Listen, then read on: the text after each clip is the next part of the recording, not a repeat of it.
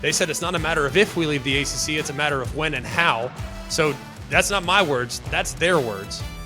How do they get to that $120 million number, and can they get there earlier? And if they can, is it Big Ten or is it SEC?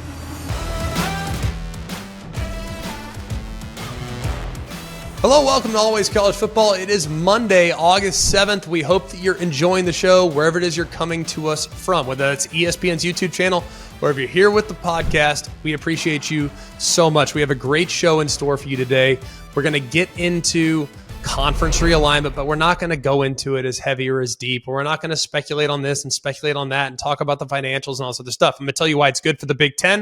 I'm going to tell you why it's great for Washington and Oregon. I'm going to tell you why it's great for the Big 12.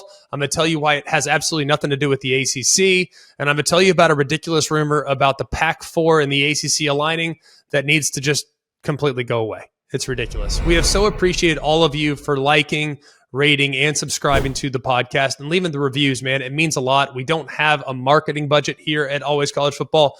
Your word of mouth is what we need. So I just wanted to give a shout out to a couple of people that are doing the Lord's work by pushing our podcast and letting them know that, hey, we're going to talk about college football and get you prepared for the season every single day. Connecticut Spartan, SoFla Bama, Alant 78, Allergy Man, Dim 225, Surreal Life, who's really mad at us, by the way, saying that we didn't talk about Kalen DeBoer in our year 2 coaches, but Surreal Life, we did, man. Just go one episode before, bud. We talked a lot. He was in the top tier group of first-year coaches that we had alongside, Sonny Dykes and Lincoln Riley, and Kalen DeBoer was right there, my friend. But we so appreciate you. Please keep the reviews coming, and please continue rating the podcast wherever it is you get your podcast. All right, it's a reluctant topic. I'm not going to lie. I don't love talking about it, but it is a necessary evil. It's Big Ten, Pac-12,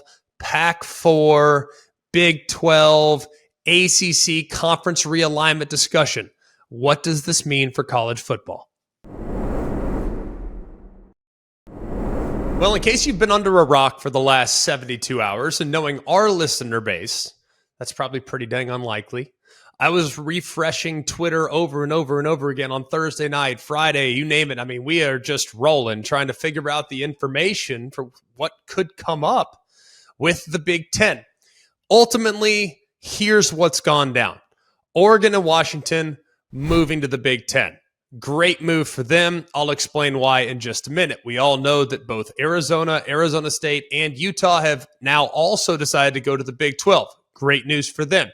Pac-12, 4 teams remain, now affectionately known as the Pac-4. What's next for Oregon State, Cal, Stanford, and Washington State?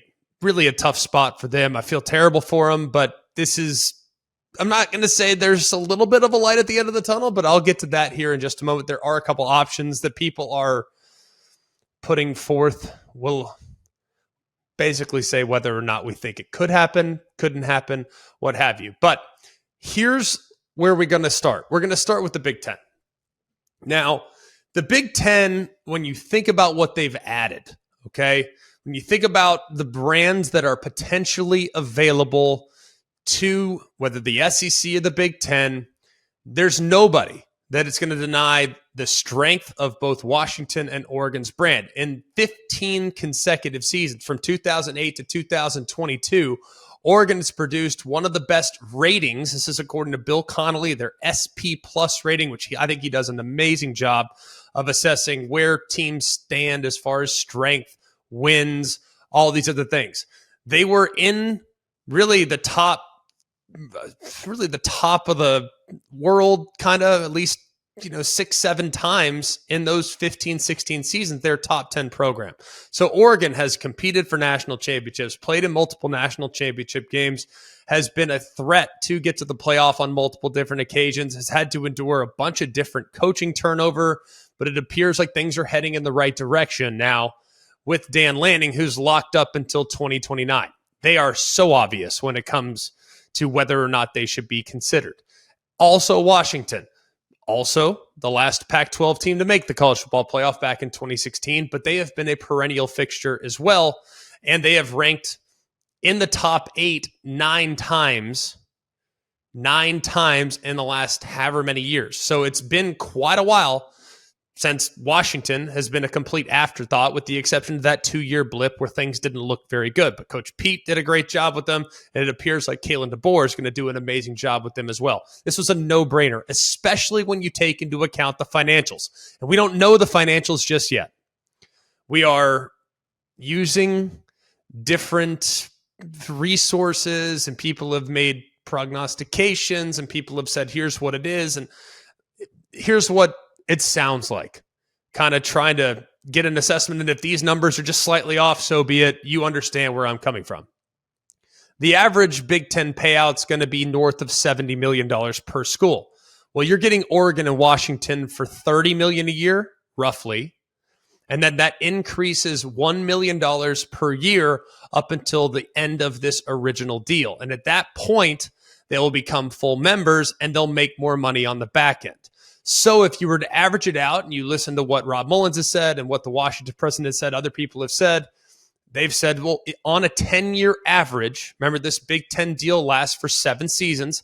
On a 10-year average, the average distribution for both Oregon and Washington will be $50 million, but that's with a really backloaded new deal starting in 2030 or so. So this is going to work out great for them financially. It's considerably better what they would have gotten in the Pac-12. And for the Big Ten, you get a couple of great brands on sale. This is win-win-win. The only people that lose in this are obviously the Pac-12 teams that are left behind. Let's also talk about the other benefit to this. We've talked already about the challenges of traveling and how that would have, I think that's going to take its toll. I think it would have taken its toll even more significantly for USC and UCLA, because now in an 8-game conference schedule, in addition to them playing each other, right? Like we know UCLA and USC are going to play every year together. So in the other 8 games, 4 of which are going to likely be traveling cross country or across multiple time zones. Now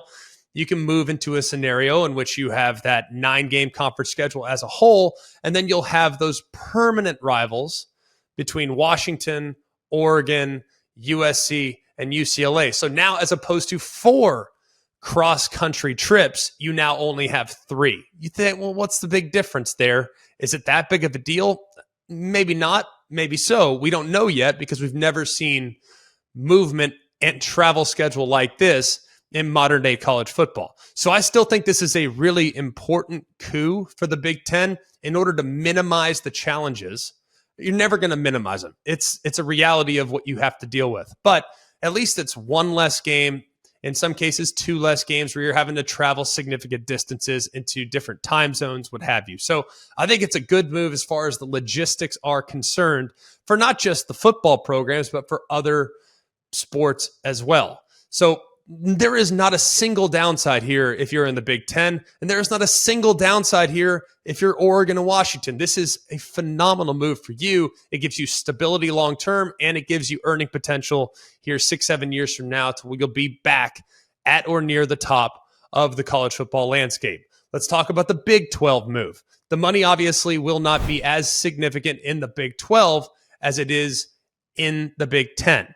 But if you're Arizona State, if you're Arizona, if you are Utah, I'm kind of almost want to remove Utah a little bit from that conversation, because Utah has been competing already at the top of college football, has almost gotten to the playoff on multiple occasions, has been within striking distance of the top 4 teams, and has been a steady power in college football in the last 20 years. I'm talking about a team with multiple undefeated seasons, with multiple New Year's Six wins, with multiple Rose Bowl appearances.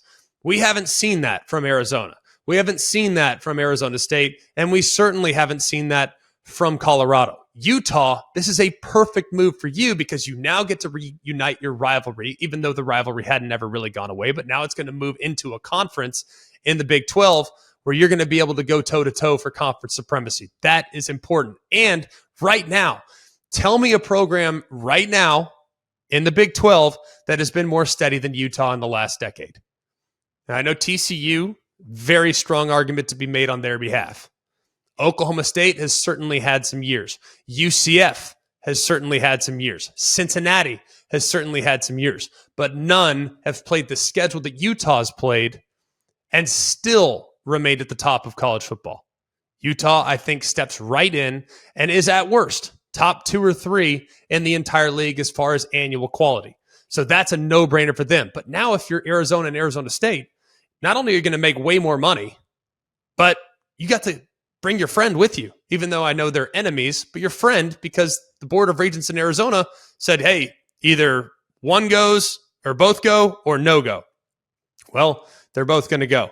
And if you think about what Arizona and Arizona State have done for a long time, Arizona State more specifically, dating back to when Todd Graham was there, a couple other coaches, they have really tried to get into the state of Texas and recruit at a high level.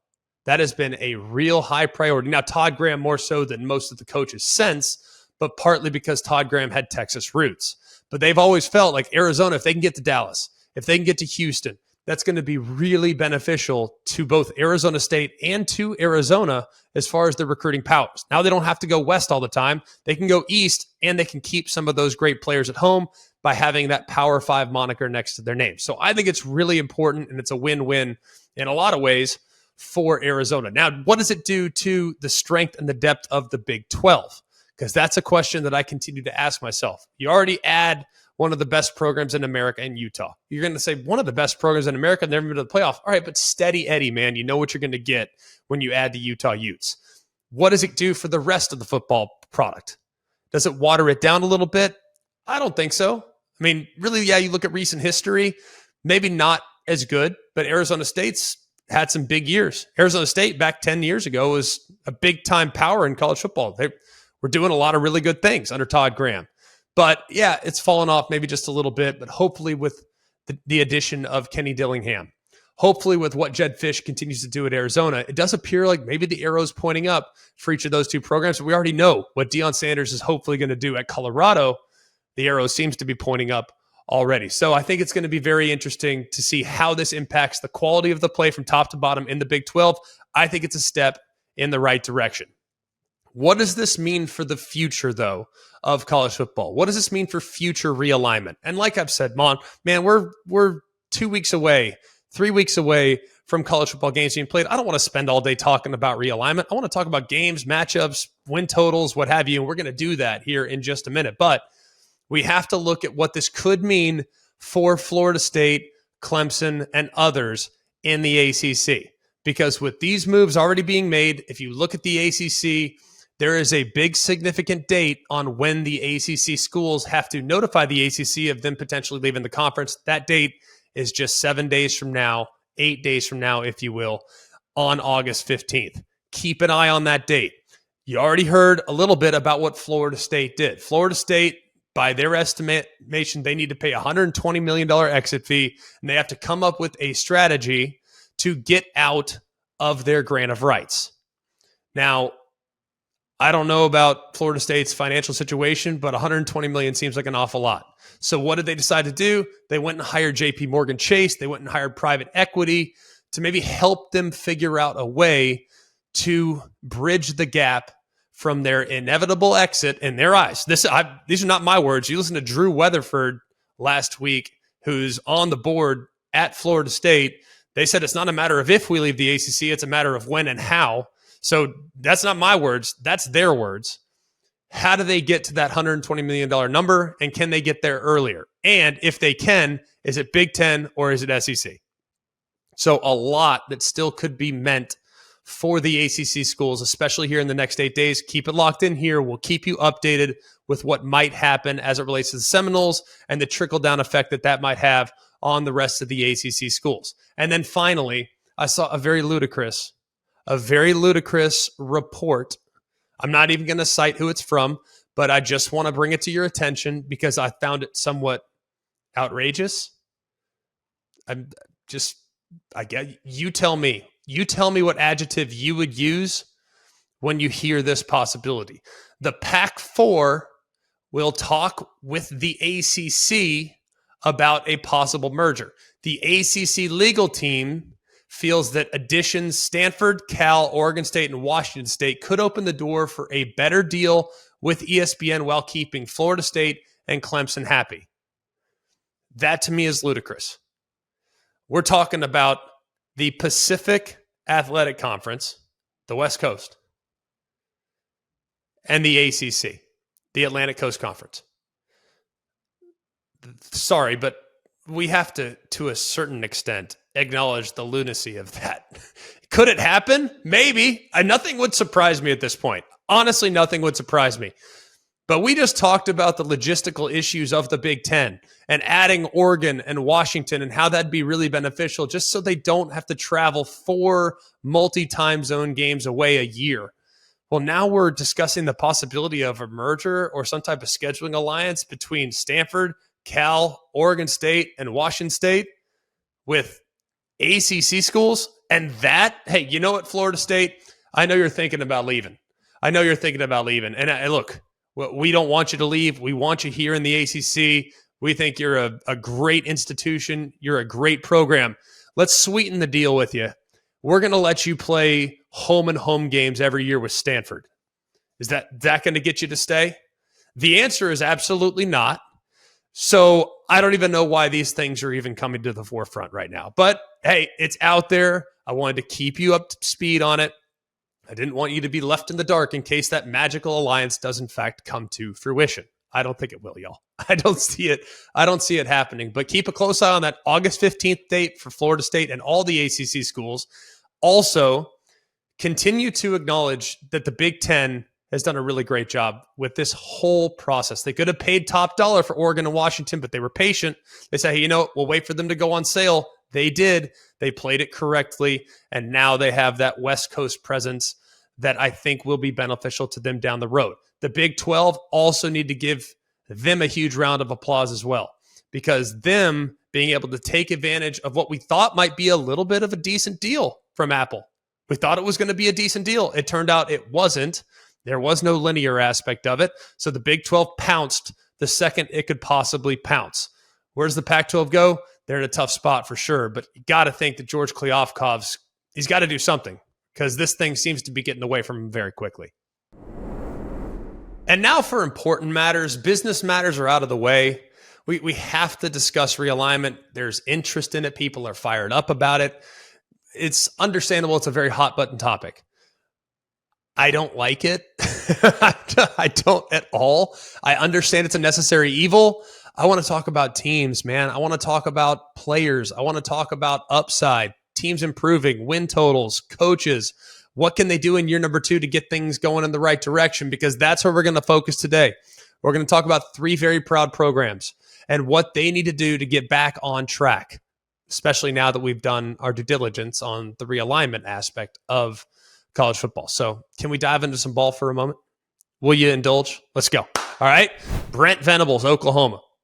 I sat here last fall, if you will, late summer, early fall. Said, y'all, I really, really want things to work out for Brent Venables in year number 1. I do. I really want that for him. I like Brent Venables, have covered Brent Venables for the better part of the last 8 years. I respect the heck out of him. I respect the heck out of the Oklahoma program.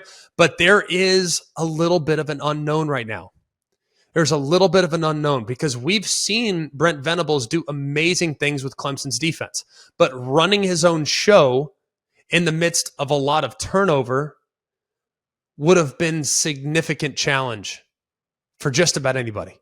That's a tough spot to be in, especially when you're inheriting a program that has won double-digit conference championships, inheriting a program that has played for multiple national championships, inheriting a program that had won multiple Heisman trophies, inheriting a program that had dominated their league for the better part of the last 2 decades. So it was going to be a difficult thing to anticipate him stepping right in and the program's better. It just wasn't going to happen. But I don't think any of us could have envisioned them slipping back to the first losing season since 1998, the first 3-game losing streak since 1998, the first time without consecutive 10-win seasons since 1998, their worst shutout loss since 1945. We all know the low points, right? I don't need to... Oklahoma fans know the low points. They know the talking points, and it's understandable. There's a lot of reasons to be disappointed with how things went, especially when you take into account that you've won 18 double-digit season since 2000. I mean, that is pretty dang remarkable. But here's the positive. I am really optimistic about where he's going. Now, I can't sit here and tell you without a shadow of a doubt that we're going to look back at Oklahoma and say, hey, man, this is the recruiting class that flipped it.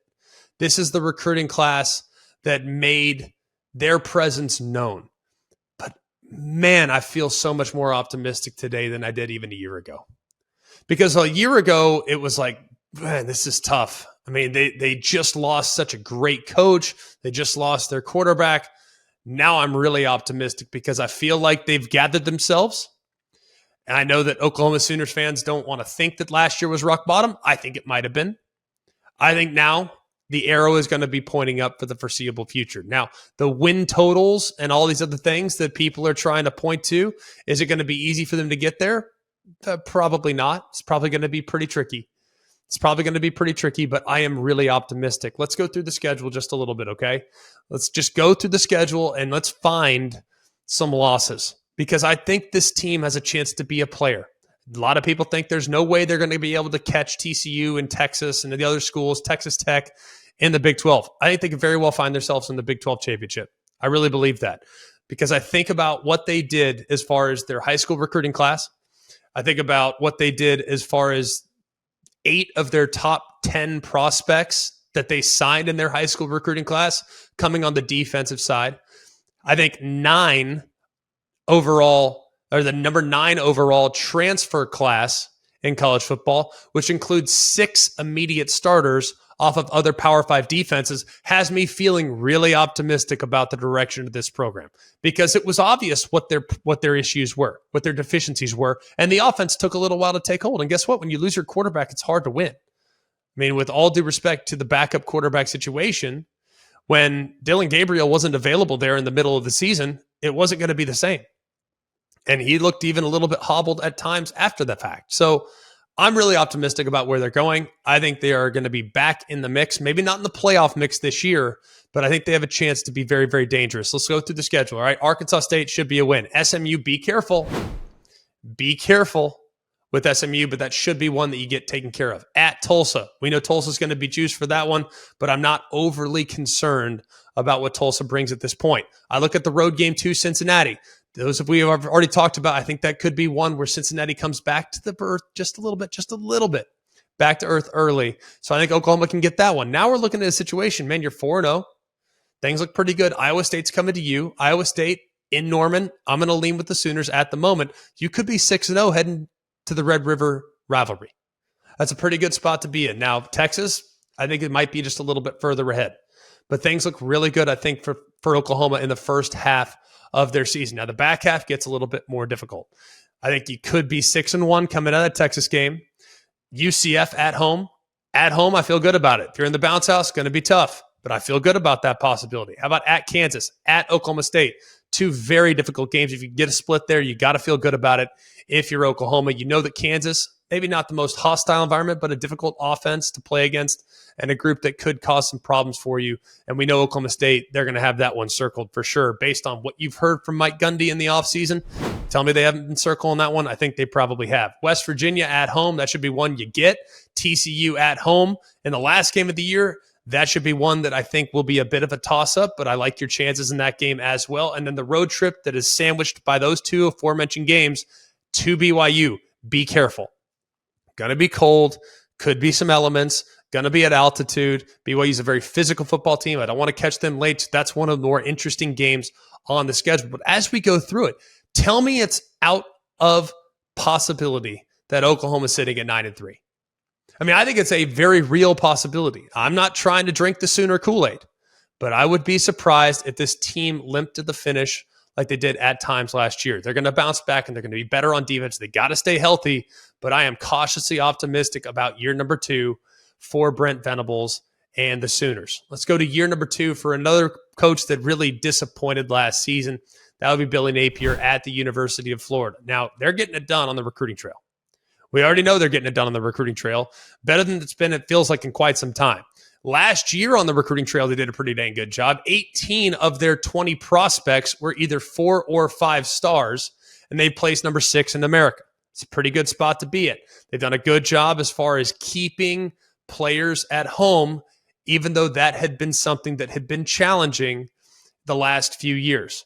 They're making it a high priority to keep that homegrown talent in one of the fastest, most athletic states in the country. Keeping them at home and keeping them aligned with the Gators is of the utmost importance. You think about what last year was. Come out of the gates on fire. You beat Utah. Everybody's roaring. All of a sudden, all the pressure goes to Florida, man. Could they be a player? Could Anthony Richardson be in the Heisman mix? And then it all came crashing back to earth last year against Kentucky in week number 2. So they rode the highest of the highs for about 6 days, and then it all came crashing down. But you think about where they're at. I mean, Anthony Richardson, for as gifted and as athletic as he was, he wasn't very steady. He was pretty up and down. Yeah, he always had the possibility of a 75-yard run where he could take off and go the distance. But he also had the possibility of missing easy throws or not throwing a touchdown pass for 13 quarters. I mean, those are possibilities. So you think about the performances against, say, Texas A&M, and you think about the performances against South Carolina, both of which completely dominant. Then you think about the performance of Vanderbilt. It's like, where the heck was that? With this group now, I don't think the offensive line is going to be a strength. That's my concern. I am optimistic about Graham Mertz. I do believe that this offense, and people have said, well, Graham Mertz, did you watch him at Wisconsin? Yeah, but go watch his first game. The kid's talented. I just think the weight of the world was on his shoulders. Hey, you're the first 5-star recruit in Wisconsin football history at quarterback.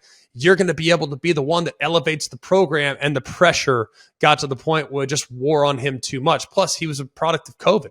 They didn't have to practice, didn't get the development that he probably should have gotten, and as a result, he was thrown out, sink or swim mode, and it didn't go very well. But when you think about where they're at, it's really the first time that Florida last year lost to all 4 of their rivals in the same season: Florida State, Georgia, Tennessee, and LSU.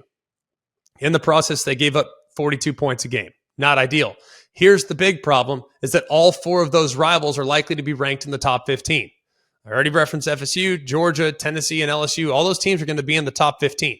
So the schedule will be insanely difficult. But when you start to think about where those young players are fitting in, I think this year could be a bit of a dip before Florida takes off, because the recruiting is extremely, extremely strong. At Utah week 1, going to be a really tough game. McNeese, got to get that one. Tennessee at home. That game's been strange in the past, but Tennessee's program is further ahead right now. Charlotte at home. Probably going to start 2-2 if we're going to be completely honest. At Kentucky, that's a really difficult game. Kentucky's going to be fired up. They have your number last year. They've played well. You know, that's a big one for Kentucky. I think that could be a tricky one. Can you get revenge against Vanderbilt at home? That, I think, has a chance to be a win. And you took care of business against South Carolina last year, but now it's on the road, and it could be a really tough spot heading into your bye week. And then down the stretch, my goodness, it's a brutal, brutal slate for the Florida Gators. Georgia's in Jacksonville. Arkansas's at home. That's one you absolutely have to win if you're going to get to bowl eligibility. At LSU, one of the best teams in America, going to be a tough win. LSU's beaten them 10 times in the last 13 years. Can Florida potentially steal one on the road? It's possible, but it's probably unlikely, at least at this point. Here's the one I hate more than anything else. At Missouri, there on November 18th. You know it's going to be cold. Florida going up to Columbia, Missouri, where it could be snowing. Not a recipe for great success. And then finally, you finish up at home against Florida State. Win total is 5.5. I don't feel good about it. Gator fans, I do not feel good about it, but let's hope that some of the young players that are playing on this roster, they get a lot of great experience. They get calloused as a result of this experience, and they're going to be tougher down the road because of the early playing time that they receive. Then you infuse even more talent with the recruiting class signing here in December, then you could be off and running. So just hang in there. If they can get to bowl eligibility, you should feel great about it this year if you are a Gator fan. Let's go south just a little bit to talk about the Gators' rival. Even though they're not really rivals, I still consider them rivals. Any of the 3 teams playing in the great state of Florida, they're rivals. Florida, Miami, FSU, Miami, Florida, Florida State. Those are rivals to me. And for Mario Cristobal, things have to get turned around this year. The win total is 7.5, but I look at last year, man, and it was really disappointing. They're the consensus pick coming into the season. They had really kind of looked at a position where, man, this team could, Mario Cristobal comes down. They get that offensive line going a little bit. You got a great quarterback in Tyler Van Dyke, and it was really ugly. You get blown out by giving up 1 million plays to Middle Tennessee. It was really ugly. You give up 20-plus points. You're losing by 20-plus points in 4 losses, including getting absolutely drubbed by Florida State. The offense had just 98 yards against Clemson, and they lost 5 straight at home for the first time in 60 years. So we're talking about a historically bad season for Mario Cristobal, but here's the good news. Look at the recruiting. They did a great job going out and signing quality high school class, and then they go out, back it up by signing an even better transfer class, came in at number 7 in the country with the transfer that they were able to bring in. They also go out and hire, I think, 2 difference-making offensive coordinators in Shannon Dawson and Lance Guidry. Shannon Dawson comes from Houston, but has that air raid background where they're going to stretch the field. Really takes shots a lot downfield, and this is kind of becoming the offense du jour. Washington State is running an offense that's somewhat similar to this. Tennessee's been running it for a while. Oklahoma's been running it for a while. We've seen this offense start to get implemented just about everywhere. SMU's doing it. A lot of people are starting to do this offense. TCU did it last year. Clemson's doing it this year. This is the offense du jour in college football, and Shannon Dawson, I think, is going to get the most out of Tyler Van Dyke. The talent, he didn't just forget how to throw, all right? He just was in a really bad system fit for what he needed to do to feel comfortable. I think he bounces back in a big way this year, and they brought some weapons in that should help that transition as well. And then Lance Guidry on the defensive side, very optimistic with what he was able to do last year. Man, if you watch what Guidry did at Marshall, man, this guy is attacking. He understands how to get his guys to play at a ridiculously high level as far as intensity is concerned. So I'm excited to see what he's going to do with this opportunity, because I think this mix could be really advantageous for an athletic front 7 and a pretty decent secondary down there in South Florida. So I think this team has a chance to be pretty disruptive. Win total 7.5. Let's see if we can find 5 losses, huh? I think we're going to struggle too, I might add. Miami, Ohio, that should be a win. Texas A&M at home is a toss-up game. Let's put that one in the question mark category right now. Bethune, that should be a win as well. At Temple, you're at worst 3-1, heading to your bye week. Georgia Tech comes to you. That should be a game that you should be able to win. You go to North Carolina, tricky one. Let's put this one in the uncertain category as well. Clemson at your place, probably not going to happen this year. Virginia at your place, that should be a win. Right now we have 3 possible losses. We'll put them as question marks. I really think the only one that's a guaranteed loss right now is the Clemson game, but it's worth noting, at least at the moment, that thing could flip. Who knows, especially if Miami gets off to a pretty fast start. At NC State will be a tough game for sure, but one that you would hope that you could possibly win. At Florida State, that's going to be a tricky one, I think, for you as well. Louisville at your place, that could be the most important game on the schedule if you're focusing in on the over-under, because right now we're at 4 possible losses. A&M, North Carolina, Clemson, NC State, Florida State is 5. Louisville would be 6. Obviously, if you lose every single one of those games, which I find hard to believe, every single one of those toss-up games is a loss. I'm not buying that. But either way, you're sitting there 4, maybe 5. And if you get Boston College on the road, which I think you'll get, then you should be in a position where you might be going to that 8-4 win plateau in the final game of the year. So Miami, I think, has a chance to bounce back. If I had to take it, I'd take the over. I think this team will be talented. I think they'll be improved on both sides of the ball, and there'll be better collective buy-in for everybody, seeing just how sideways last season went. That'll do it for us here at Always College Football. Please continue, like we've asked so many times, to like, rate, and subscribe to the podcast wherever it is you get your podcast, man. It means the world to us. Our ratings have gone up like 25% since we started asking them, and they're almost all 5 stars. So we so appreciate you guys. You have no idea how much it means to us to know that we get to talk college football with you guys every day, and you're there helping us push the product the way that you have the last couple weeks. We will continue to deliver for you, I promise. Going to continue to do win totals. Going to continue to dive into potential dark horses in the college football world. That's coming up a little later this week. We also are going to have some big guests coming up in the next couple weeks as well to help break down the bigger picture for college football here in 2023. For all of us here at Always College Football, for Mark, Jake, Jack, I'm Greg. We hope you have a wonderful day, and remember, it's always college football.